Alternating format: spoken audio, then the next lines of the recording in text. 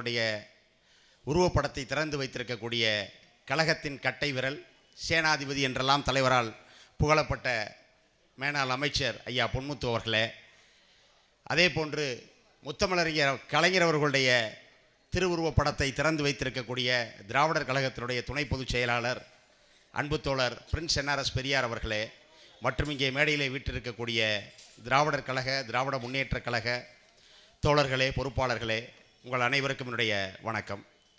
இந்த உரையை தொடங்கும் போது கொடுக்கப்பட்டிருக்கக்கூடிய கால அவகாசங்கிறது ரொம்ப குறைவு.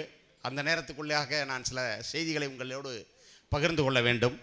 பட்டுக்கோட்டை அழகிரி அவர்களை பற்றி குறிப்பிடும் போது இங்கே காரைக்குடிக்கு பக்கத்தில் நடந்த ஒரு சம்பவம். அங்கே நகரத்தார் சமூகத்தில் திருமண வீடுகளில் அவர்களுடைய ப்ரெஸ்டீஜ் அந்த இது காட்டணுன்றதுக்காக நிறைய கச்சேரியெல்லாம் வைப்பாங்க. அப்போது அங்கே ஒரு திருமண வீட்டுக்கு கச்சேரிக்கு சிவக்கொழுந்து என்கிற ஒரு நாதஸ்வர வித்வான் நிகழ்ச்சி நடத்துவதற்காக அழைக்கப்பட்டிருக்கிறார். அதே நாளில் அங்கே தந்தை பெரியாரும் பட்டுக்கோட்டை அழகிரி அவர்களும் அங்கே ஒரு சுற்றுப்பயணத்திற்காக போயிருக்காங்க. பட்டுக்கோட்டை அழகிரி அவர்களுக்கு நாதஸ்வர வித்வான் சிவக்கொழுந்தினுடைய கச்சேரி கேட்கறதுனா ரொம்ப பிடிக்கும்.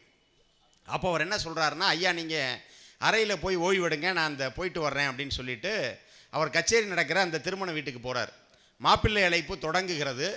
அவர் சிவக்கொழுந்தவர்கள் வாசித்து கொண்டே வருகிறார். அப்போது அங்கே இருக்கக்கூடிய அந்த சமூக பெரியோர்களெல்லாம் சொல்கிறாங்க, எங்களை விட நீங்கள் தாழ்ந்தவர், நீ எங்கள் முன்னாடி துண்டு போட்டுட்டு வாசிக்கக்கூடாது அப்படின்னு சொல்கிறாங்க. அவர் சொல்கிறாரு, நான் துண்டு எதுவும் பெருமைக்கு போடலைங்க, ஏன்னா உங்களுக்கே தெரியும், அந்த தவில் ஊதும் போதோ நாதஸ்வரம் பண்ணும்போது வேர்த்து கொட்டும், நான் என் வேர்வையை துடைக்கிறதுக்கு தான் துண்டு வச்சுருக்கேன், நான் பெருமைக்கெல்லாம் துண்டு போடலைங்க, நான் போட்டுக்கிறேன் அப்படின்னு கேட்குறாரு. ஆனால் அங்கே இருப்பவர்கள் நீ துண்டை இறக்குனா மட்டும்தான் வாசிக்க முடியும், இல்லாட்டி வாசிக்க முடியாதுங்கிறாங்க. அப்போது ஒரு காலகட்டத்தில் அவர் துண்டை இறக்கலான்னு போகும்போது அங்கே வேடிக்கை பார்ப்பதற்காக அந்த நிகழ்ச்சியை பார்ப்பதற்காக போன ஐயா பட்டுக்கோட்டை அழகிரி அவர்களுடைய ஒற்றை குரல் ஓங்கி ஒலிக்கிறது, சிவக்கொழுந்து துண்டை இறக்காத அப்படின்னு சொல்கிறார். சிவக்கொழுந்து துண்டை போட்டு தான் பாடுவார்னு கிட்டத்தட்ட அரை மணி நேரத்திற்கும் மேலாக அவர் அங்கே வாக்குவாதம் செய்கிறார். அவங்க யார் என்னென்னு கல்யாண வீட்டுக்காரங்க விசாரிக்கும் போது ஒரு பெரியாரோடு வந்தவர்னு அவங்களுக்கு ஒரு பயம் வந்துருச்சு. அப்போ இவங்களை நம்ம ஜெயிக்க முடியாது, நம்ம பெரியார்கிட்ட போய் சொல்லி அவரை வச்சு அழகிரியை சமாதானப்படுத்திடுவோன்னு பெரியார்கிட்டே போகிறாங்க. பெரியார் உடனே வந்துடுறாரு. வந்தவுடனே என்ன நடந்ததுன்னு கேட்ட உடனே பெரியாரும் சேர்ந்து சொல்கிறாரு, துண்டை போட்டுட்டு தான் அவர் வாசிப்பார் அப்படின்னு. ஆக இறுதியாக அவர்கள் பின்வாங்கி அந்த சமூகத்தைச் சேர்ந்த அத்தனை பேருமே ஏற்றுக்கொண்டார்கள். சிவக்கொழுந்து துண்டை போட்டுக்கொண்டு வாசித்தார். அந்த பெருமகனார் சுயமரியாதை இயக்கத்துடைய வீரர் கேவி அழகிரிசாமி அவர்களுடைய 125வது பிறந்த நாளைத்தான் இன்றைக்கு நாம் இங்கே கொண்டாடி கொண்டிருக்கிறோம். அதே போன்று தலைவர் கலைஞர் பட்டுக்கோட்டை அழகிரி என்னுடைய பொது வாழ்வில் எனக்கு ஒரு முன்மாதிரி அப்படின்னு சொன்ன ஒரு தலைவர் கலைஞர். அதன் காரணமாக தன்னுடைய பிள்ளைக்கே கூட அழகிரி என்று பெயரிட்டார். அப்படி இருக்கிற இந்த சூழலில் இன்றைக்கு இந்த பொதுக்கூட்டத்திற்கு வைக்கப்பட்டிருக்கக்கூடிய தலைப்பு அப்படிங்கிறது மிக அருமையான ஒரு தலைப்பு. இன்றைய காலகட்டத்தில் மக்கள் அத்தனை பேருமே சிந்திக்க வேண்டிய தலைப்பு. தமிழ்நாட்டிற்கு தேவை அடிமை சேவகனா ஆளுமை தலைவரா? ஒரு 2-3 நிகழ்ச்சிகளை மட்டும் இந்த இடத்துல குறிப்பிட்டுட்டு நான் முடிச்சுக்கிறேன். முதல்ல எடுத்துக்கங்க, காவிரி விவகாரம். அந்த அம்மையார் ஜெயலலிதா பரப்புன அக்ரஹாரா சிறையில் இருந்தார்கள் பெங்களூரில். இதே ஊர் இந்த பகுதி பக்கத்தில் இருக்க ஒரு பகுதியைச் சேர்ந்த ஒரு அதிமுககார் தான் சோரட்டி ஓட்டினார், காவிரியை வச்சுக்கோ அம்மாவை விட்டுரு அப்படின்னு. இதுதான் அவங்களுடைய அடிமை, எவ்வளவு தூரம் அவர்கள் அடிமை சேவகனாக இருக்கிறார்கள்.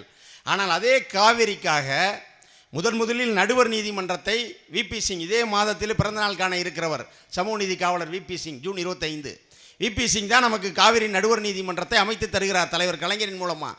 அடுத்து காவிரி நடுவர் மன்றத்தினுடைய இடைக்கால தீர்ப்பு வருது, இறுதி தீர்ப்பு வருது. அத்தனையும் பெற்றுத்தந்து காவிரியில் நம்முடைய உரிமையை பெற்றுத்தந்த இயக்கம் திராவிட முன்னேற்ற கழகம். அடுத்தபடியாக இந்த பகுதி இஸ்லாமியர்கள் பெருமளவு வாழ்கிற பகுதி. நீங்கள் எல்லாம் சிந்திக்க வேண்டிய ஒரு விஷயம், குடியுரிமை திருத்த சட்டம் அது வந்துச்சு. மக்களவையில் அப்போது அதிமுகவுக்கு இடமே இல்லை. அதனால் திமுகவை சேர்ந்த திமுக கூட்டணியைச் சேர்ந்த அனைவருமே குடியுரிமை திருத்த சட்டத்தை எதிர்த்து வாக்களித்தார்கள். மாநிலங்களவையில் என்ன நிலைமை அப்படின்னா, மக்களவையில் ஒரு சட்டம் நிறைவேறினாலும் மாநிலங்களவையில் நிறைவேறவில்லை என்று சொன்னால் அந்த சட்டம் அமலுக்கு வராது. மாநிலங்களவையில் குடியுரிமை திருத்த சட்டம் நிறைவேற்றப்பட்ட போது ஆதரவாக விழுந்த வாக்குகள் 125, எதிர்ப்பாக விழுந்த வாக்குகள் 105. 20 வாக்குகள் வித்தியாசத்தில் அந்த மசோதா வெற்றி பெறுகிறது. அப்போது அதிமுகவிடம் இருந்த மாநிலங்களவை உறுப்பினர்களின் எண்ணிக்கை 11. அப்போ அவங்க மட்டும் இந்த குடியுரிமை திருத்தச் சட்டத்துக்கு எதிராக வாக்களித்திருந்தால் நிலைமை என்ன ஆயிருக்கும்? 125ல் 11 குறைஞ்சிருக்கும், 105ல் 11 கூடியிருக்கும். குடியுரிமை திருத்தச் சட்டம் நிறைவேற்றப்பட்டிருக்காது. அந்த இடத்துலையும் எப்படி அடிமை சேவகம் செய்தார்கள் அப்படிங்கிறத நாம் பார்க்குறோம். அதை போலங்க இந்தி எதிர்ப்பு. அதாவது எல்லாருக்கும் தெரியும், அதாவது ஒரு மனிதனை பாராட்டும் போது நீங்கள் என்ன மொழியில் வேணாலும் பாராட்டுங்க. ஆனால் அந்த மனிதன் துன்பத்தில் இருக்கும்போது அவனுக்கு நீங்கள் ஆறுதல் சொல்லும்போது அந்த மனிதனுக்கு ஆறுதலை அவன் மொழியிலே தான் சொல்லணும். அவன்கிட்ட போய் அவனுக்கு ஆறுதல் சொல்லணும். இன்றைக்கு அதிமுகவினுடைய பொதுச் செயலாளராக இருக்கக்கூடிய எடப்பாடி பழனிசாமி அவர்கள் தன்னுடைய தாயார் மறைவு, இன்றைக்கு அதிமுகவில் அமித்ஷா திமுகன்னு இன்றைக்கி அவங்க கட்சி நடத்திக்கிட்டு இருக்காங்க. அந்த அமித்ஷா எழுதுகிறாரு ஒரு இரங்கல் கடிதம், இந்தியில் எழுதுகிறாருங்க பழனிசாமிக்கு. பழனிசாமிக்கு இங்கிலீஷில் எழுதினாலே புரியாது, அது வேறு விஷயம். ஆனால் அவருக்கு இந்தியில் எழுதுகிறாரு அம்மா இறந்ததுக்கு துக்க கடிதம். அப்போ அதை கூட எதிர்க்கிற வக்கில்லாத ஒரு ஆட்கள் தான். அப்போ எவ்வளவு தூரம் அவர்கள் அடிமை சேவர்களாக இருக்கிறார்கள் என்பதையும் நாம் பார்க்க முடிகிறது. இறுதியாக இப்போ முன்னர் பேசிய தோழர் குறிப்பிட்டாரே, நேற்றைய தினம் நடைபெற்ற அந்த முருக பக்தர்கள் மாநாடு, அதுலேயும் கூட அவர்களை மேடையிலே வைத்து கொண்டே, பார்வையாளராக வைத்து கொண்டே பெரியாரையும் அண்ணாவையும் கொச்சைப்படுத்துவது போல காணொளிகள் பரப்பப்படுகிறது. காணொலிகள் அங்கே காணொலியாக காட்சிப்படுத்தப்படுகிறது. அதை எதிர்த்து கேட்க முடியாமல் 3-4 அமைச்சர்கள் அங்கே இருக்கிறார்கள். ஆகவே இதையெல்லாம் சிந்தித்து பார்த்து இந்த மண்ணிலே தன்னுடைய உரிமைகளையும் சரி, தமிழ்நாட்டு மக்கள் உரிமைகளையும் சரி, இந்த இனத்தினுடைய உரிமைகளையும் பெற்றுத்தருகிற ஒரு ஆளுமை தலைவராக எப்படி தந்தை பெரியாரோடு இந்த போர் முடிஞ்சிடும், நம்ம ஜெயிச்சிடலாம் நினச்சாங்க. அண்ணா வந்தார், அண்ணாவோடு முடிந்து விடும் என்று நினைத்தார்கள். கலைஞர் வந்தார், கலைஞரோடு முடியும் அப்படின்னு நினச்சாங்க. தளபதி ஸ்டாலின் வந்தார், அவரோடு முடியும்னு நினச்சாங்க. சனாதனத்தை ஒழிக்கிற வரைக்கும் விட மாட்டேன்னாலும் அண்ணன் உதயநிதி வந்திருக்கிறார். ஆகவே இப்படி தொடர்ச்சியாக நம் தலைவர்கள் வரிசை நம்மை காப்பாற்ற இருக்கிறது. அவர்களோடு தோளோடு தோள் நிற்போம். வாய்ப்புக்கு நன்றி, வணக்கம்.